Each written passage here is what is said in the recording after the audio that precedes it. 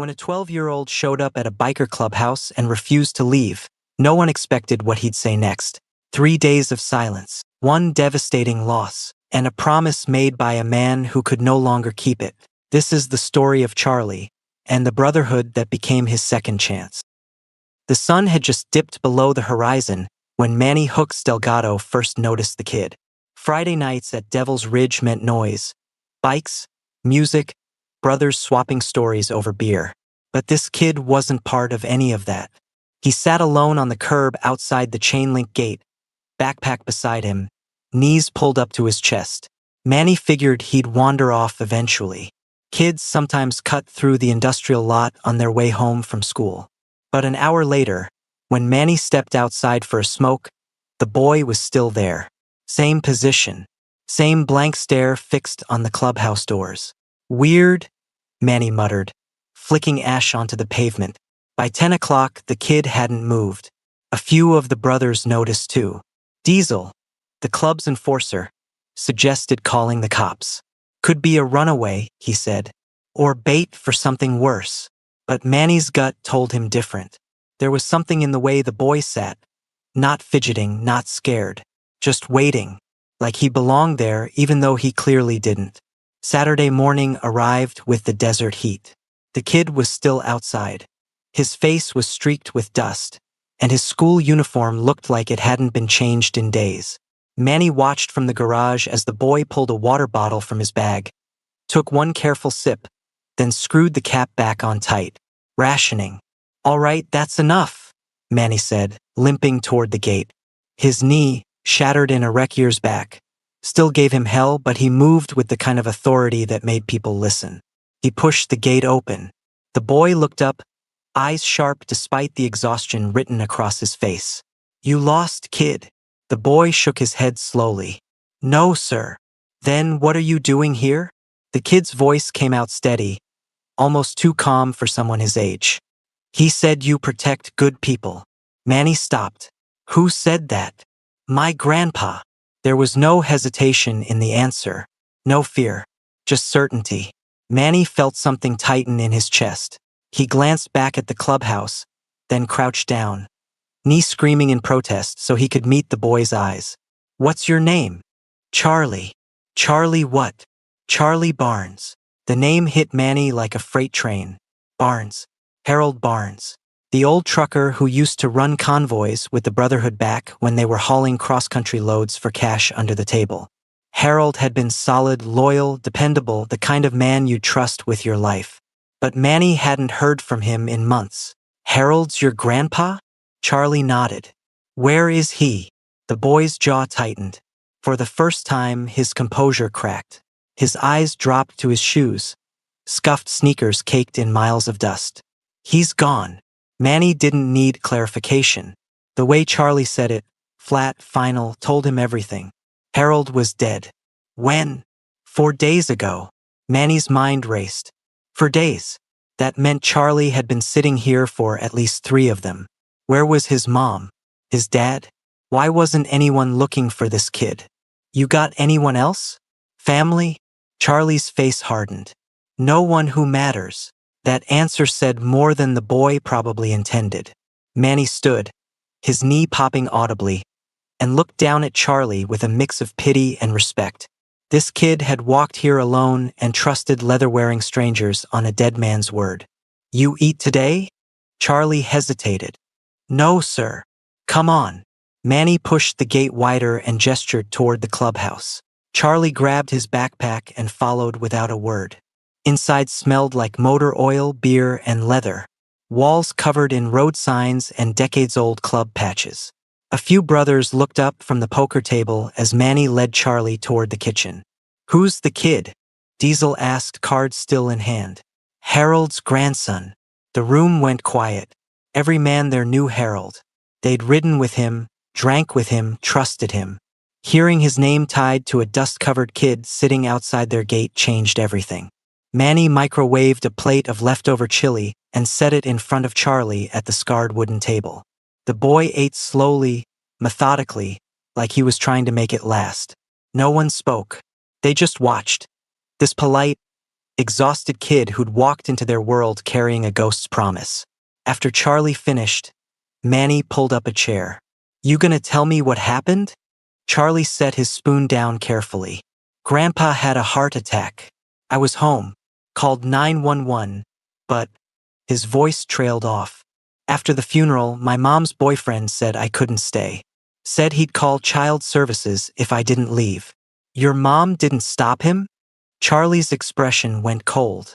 "She wasn't there." Manny felt anger rising in his throat, but he kept his voice steady. "So you came here. Grandpa used to show me pictures, told me stories about the Brotherhood. He said if anything ever happened, I should find you." Charlie looked up and Manny caught it, the fear he'd been hiding beneath all that composure. "He said you protect the good ones." Manny exhaled slowly. Harold hadn't just sent this kid to them. He'd trusted them with his legacy. And if there was one thing the Devil's Ridge Brotherhood understood, it was honoring a brother's final wish. "All right, Charlie," Manny said, standing. "You're staying tonight. We'll figure the rest out tomorrow." Charlie nodded, relief flickering across his face.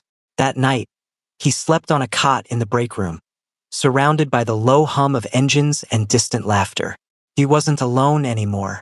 But while Charlie slept, Manny sat in the dim garage light with his phone, scrolling through obituaries and public records. By dawn, he'd found Harold's death notice. No arrangements listed, no next of kin, just a kid who'd walked 10 miles to keep a promise. Sunday morning arrived with the smell of burnt coffee and engine grease. Charlie woke to voices drifting through the break room door, low, serious, the kind of conversation that stopped when outsiders walked in. He sat up on the cot, rubbing sleep from his eyes, and listened. 12 years old, Manny. We can't just keep him here like a stray dog. I'm not suggesting we do, Diesel.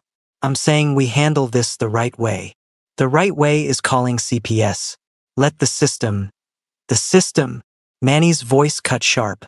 You know what the system does to kids like Charlie? Shuffles them between foster homes until they age out or run away. Harold trusted us. That means something. Charlie pulled on his shoes and stepped into the main room. 6 men sat around the poker table, but no cards were out. Diesel, a mountain of a man with a scar running down his jaw, looked up first. The conversation died instantly. "Morning, kid," Manny said, standing. "You sleep okay?" "Yes, sir." Betty emerged from the kitchen carrying a plate of scrambled eggs and toast. She was in her 60s, silver hair pulled back, face weathered but kind. She'd been the club's treasurer back when they ran legitimate trucking gigs, and though she'd retired years ago, she still kept the books balanced. "Eat," she said, setting the plate in front of Charlie. "You're too skinny." Charlie ate while the brothers talked in careful circles, building a wall he couldn't quite see through. When he finished, Manny gestured toward the garage. "Come on, let's put you to work." The garage was chrome and oil, bikes in disassembly, tools scattered like surgical instruments. Manny handed Charlie a rag and pointed at a Harley with its engine exposed. "You know how to clean parts? Grandpa taught me some." "Good. Start with those carburetors. Gentle but thorough." Charlie worked in silence, his hands moving with surprising precision. Manny watched from the corner, pretending to organize wrenches while actually studying the kid. There was something old in Charlie's eyes, a weariness that didn't belong to someone barely into middle school. By noon, Betty appeared in the doorway. "Manny, a word." They stepped outside. Through the garage window, Charlie could see them talking, Betty's arms crossed, Manny shaking his head. Finally, Manny nodded, and they both came back inside. "Charlie," Betty said, pulling up a stool, "we need to talk about what happens next." Charlie set down the carburetor. His hands were black with grease. "You're sending me away." "No," Manny said firmly, "but we need to make this legal. You can't just live here without paperwork. The state will come looking eventually." Betty leaned forward. "Your grandfather and I were close once. A long time ago. If the court needs a guardian, I can file. I've got a clean record, a house, steady income from my pension." It won't be forever, but it'll keep you out of the system until we figure something better out. Charlie looked between them, his throat tight. Why would you do that? Because Harold asked us to protect the good ones, Manny said. And you're one of them. The paperwork took 3 days. A lawyer, an old friend of the club who owed them more than a few favors, expedited the emergency guardianship petition. Charlie gave his mother's name when pressed, but refused to provide her address. She doesn't want me, he said simply. And I don't want her. The court didn't push.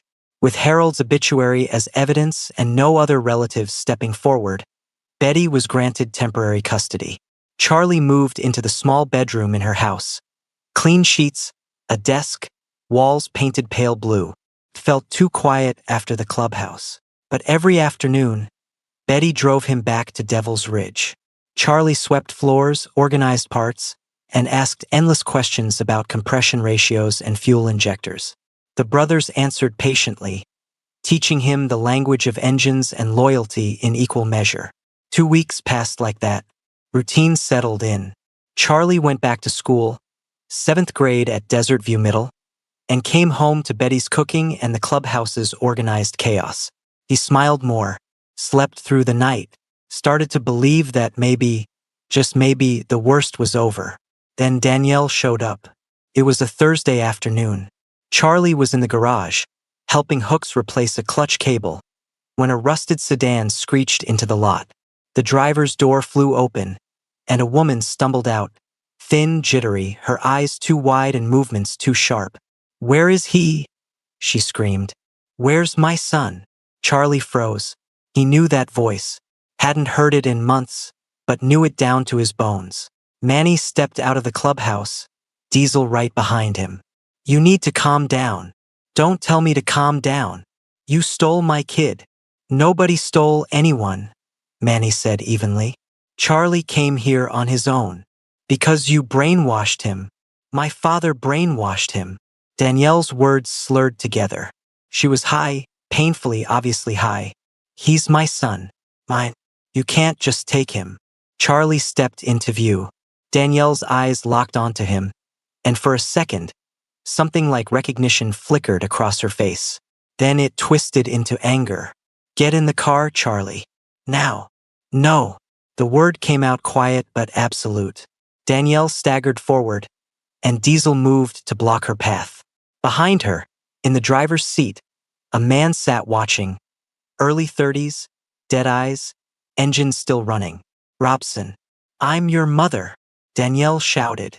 "You don't get to say no." "You didn't want me when Grandpa died," Charlie said, his voice steady despite the tremor in his hands. "You let him threaten me. You didn't even come to the funeral. I was grieving. You were high." The words hit like a slap. Danielle's face crumpled, then hardened. "I need money. If you're staying here, they owe me. Child support or whatever." And there it was. Not custody. Not love. Just money. Manny stepped forward, his voice dropping to something dangerous. "You need to leave. Now." Danielle's eyes locked on Charlie, and whatever she saw made her flinch. She turned without another word, climbed back into the car, and Robson peeled out, leaving tire marks and silence. Charlie stood in the driveway long after the dust settled. He didn't cry, didn't scream. He just walked back into the garage, picked up his wrench, and went back to work. But that night, alone in Betty's guest room, he finally let himself break. 3 years passed. Charlie turned 15, surrounded by brothers who'd become family. The awkward 12-year-old had grown taller, broader, grease permanently under his fingernails and loyalty in his bones. They called him Spanner now. The nickname stuck after he rebuilt a carburetor in half the time it took Diesel, explaining the mechanics with the patience of someone who genuinely loved the work. He managed parts inventory, organized charity runs, and rode shotgun in the support van when the Brotherhood did their annual toy drive for the Children's Hospital. His room at Betty's house had transformed too. Club patches covered one wall, gifts from brothers who'd seen him grow up, photos of rides, group shots at barbecues, a framed picture of Harold in his army uniform that Manny had found in storage. Charlie had built himself a life here, brick by brick, mile by mile. He didn't talk about Danielle. Not after that Thursday afternoon 3 years back. Her name became a ghost no one spoke aloud. Betty tried once gently, and Charlie had simply said, "She made her choice." The conversation ended there. But ghosts have a way of returning. It was late April when Manny found him on the clubhouse roof. Stars scattered across the desert night overhead. Charlie sat with his back against the old air conditioning unit, something clutched in his hand. "You okay up here?" Manny called, pulling himself up the ladder with a grunt. "Yeah, just thinking." Manny settled beside him, his bad knee complaining. "About?" Charlie opened his hand. An envelope, crumpled from being held too tight, addressed in handwriting that wavered between cursive and print. No return address, just a postmark from Riverside, 60 miles east. "It came yesterday," Charlie said. "Took me this long to open it." "From her." Charlie nodded. Manny didn't ask to read it. He just waited, the way he'd learned to wait with Charlie, giving space for words to come when they were ready. "She's in a women's shelter. Says she left Robson 8 months ago. Checked herself into rehab. Been clean for 6 months." Charlie's voice stayed flat, carefully emotionless. "She wrote that she knows she doesn't deserve to be forgiven. That she's not asking to be my mom again. Just, if I ever wanted to talk, she'd be there." "What do you want to do?" "I don't know." Charlie looked at the letter like it might bite him. "Part of me wants to throw this away and forget she exists. She walked away when I needed her. She chose drugs and that bastard over me. Why should I care that she's finally getting her act together? You shouldn't. Not if you don't want to. But," Manny chose his words carefully, "but Harold raised you to be better than your worst moments. And sometimes being better means giving people a chance they don't deserve. Not for them, but for yourself. So you don't carry that anger forever." Charlie was quiet for a long time. "What if she relapses? What if this is just another lie? Then you walk away. But you'll walk away knowing you tried. That's the difference between you and her, Charlie. You don't give up on people, even when they've given up on themselves." Sunday, Charlie asked Manny for a ride to Riverside. Manny didn't press, just nodded. They rode in silence, the pickup's rumble filling the gaps. At Riverside's edge, Charlie asked to be dropped a block away. "I need to do this part alone," he said. Manny hesitated, then handed him his phone. "Call me when you're done." Charlie walked the last block, sun burning overhead. The shelter, institutional beige with barred windows, loomed ahead. He stood at the gate for almost 20 minutes before forcing himself forward. Danielle was waiting on a bench outside. She looked different. Older, thinner, but with clear eyes and clean hair. She wore donated clothes, jeans that didn't quite fit, a faded blue sweater. When she saw Charlie, she stood slowly, like sudden movements might scare him off. "Hi," she said. "Hi." They stood there, an ocean of silence between them. Finally, Danielle gestured to the bench. "Want to sit?" They sat. Not close, but not distant either. Somewhere in the uncomfortable middle. "Thank you for coming," Danielle said. "I wasn't sure you would. I almost didn't. I understand." She twisted her hands together. "Charlie, I don't expect forgiveness. I don't expect anything. I just wanted you to know that I remember. I remember holding you when you were born. I remember loving you before I loved the pills more. And I hate myself for what I did." Charlie stared at the cracked pavement. "Why now? Why get clean now?" "Because I woke up in a hospital after Robson put me there, and I realized I had nothing left. No father, no son, no future. And I could either die like that or try to become someone Dad would have been proud of. Even if it's too late." "It is too late," Charlie said quietly. "For us, I mean, you're not my mom anymore. Betty is more of a mom than you ever were." Danielle flinched but nodded. "I know. But," Charlie swallowed hard. "Grandpa used to say everyone deserves a chance to rebuild. So if you're serious about this, really serious, then maybe we can be something. Not mother and son. But something. Danielle's eyes filled with tears. I'd like that. They talked for an hour, carefully, about neutral things, her therapy sessions, his work at the garage, the weather. No promises. No apologies that couldn't be backed up with action. Just two people trying to find common ground in the wreckage. Manny drove them back as the sun set, painting the desert gold and crimson. He pulled into the clubhouse lot and found Manny waiting on the steps. How'd it go? Charlie shut off the engine and sat for a moment. I don't know yet, but I went. That's something, right? Manny smiled. Yeah, kid. That's everything. Charlie walked inside, the letter still folded in his pocket. A fragile bridge between who he'd been and who he might become. The meetings continued through spring into summer. Every other Sunday, someone drove Charlie to Riverside. He and Danielle met at the shelter or at a small diner halfway between, splitting a plate of fries and talking about everything except the years they'd lost. Danielle was fragile, flinching at loud sounds, crying at commercials, talking about her sponsor with exhausted relief. Recovery wasn't a straight line. It was a daily battle she fought with trembling hands and sheer stubbornness. Charlie didn't tell her he was proud of her. Not yet, but he showed up. And that counted for something. The Brotherhood never questioned his absences. They understood. And they were always there when he returned. They'd given him the space to figure out who he wanted to be, even if that person included room for someone who'd once abandoned him. By September, Danielle had moved into a transitional housing program. She got a job at a grocery store, stocking shelves overnight. The work was hard and the pay was terrible, but she showed up every shift. Sent Charlie photos of her employee ID badge like it was a diploma.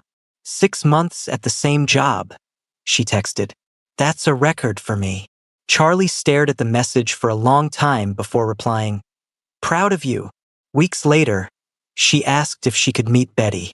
Charlie's stomach twisted at the request, but he agreed. They met at a park neutral ground. Betty brought homemade cookies. Danielle brought apologies that came out stuttered and raw. I know I don't deserve to even speak to you, Danielle said, hands shaking around her coffee cup. You raised my son when I couldn't, when I wouldn't. I'll never be able to repay that. Betty studied her for a long moment. You're right. You can't repay it, but you can keep showing up. For him, that's all any of us can do. It wasn't forgiveness exactly, but it was a door left open. When November came around, the Brotherhood threw Charlie a birthday party.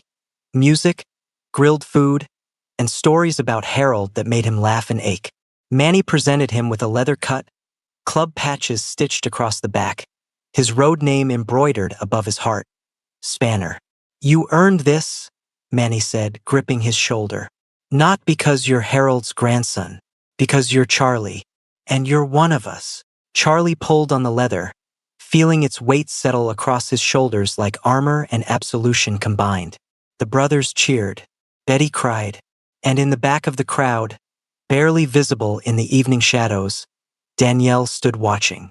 Charlie hadn't invited her, but she'd found out, probably from Betty, and made the hour-long trip. She wore her grocery store uniform, fresh from a shift, and clutched a small wrapped package. Their eyes met across the crowd. Charlie hesitated, then walked over. Hi, she said softly. Hi. She held out the package. I know it's not much, but I wanted to give you something. Charlie unwrapped it carefully. Inside was a pocket watch, old, brass, with initials engraved on the back. H. B. Harold Barnes. It was Dad's, Danielle explained, her voice thick, from his army days. I found it when I was cleaning out the house years ago. Kept it even when I sold everything else. I think he'd want you to have it. Charlie's throat tightened. He opened the watch, still ticking, still keeping time like Harold had never stopped. Thank you, he managed. Danielle nodded, tears sliding down her cheeks. I'm so sorry I wasn't there. For all of it. I'm sorry you had to be the strong one. I had help, Charlie said, gesturing to the Brotherhood behind him. They taught me that family isn't just blood. It's the people who show up, who stay. Like you've been showing up for me, Danielle said quietly. Even though I didn't deserve it. Charlie looked at the watch, then at his mother. The woman who'd failed him was trying, impossibly hard, to rebuild something from the ashes. Maybe that's the point, Charlie said. We don't do the right thing because people deserve it. We do it because we're better than our worst moments. Someone taught me that. Manny appeared beside them, extending a hand to Danielle. Want to join us? There's plenty of food.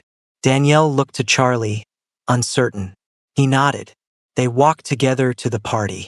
She stayed for an hour, quiet but present. When she left, Charlie walked her to the street. Thank you for coming. Thank you for letting me. She hugged him carefully, afraid he might disappear. I love you, Charlie. I know I lost the right to say it, but it's still true. Charlie watched her disappear into the night, the watch heavy in his pocket. He hadn't said he loved her back. Maybe he never would. But he'd given her something more valuable. A chance. When he returned to the clubhouse, Manny was waiting. You all right? Yeah. Charlie looked at the brothers gathered in the light, then back at the darkness where Danielle had vanished. Yeah, I think I am. Later, as the party wound down, Charlie stood with Manny under the desert stars. Grandpa's promise, he said. You kept it. You protected me. We all did, Manny replied. But you did something harder. You learned that strength isn't just about protecting yourself. It's about knowing when to let someone back in. Charlie smiled. Blood doesn't make you family. No, Manny agreed. Loyalty does. But sometimes forgiveness does too. Harold's watch kept ticking in Charlie's pocket. A reminder that good men leave legacies that outlive them. Charlie had found his family in the Brotherhood. But through their loyalty, he'd found something even rarer. The courage to rebuild what was broken. That was Harold's real promise. The strength to choose healing over hate. The kind that turns boys into men worth knowing. This story helps us understand that real strength isn't just about protecting yourself. It's about finding the courage to let someone back in. What would you have done in his place? Could you forgive? Drop your thoughts in the comments below. And if this story moved you, hit that like button and subscribe to embrace the journey for more stories that remind us what it means to be human. See you in our next video.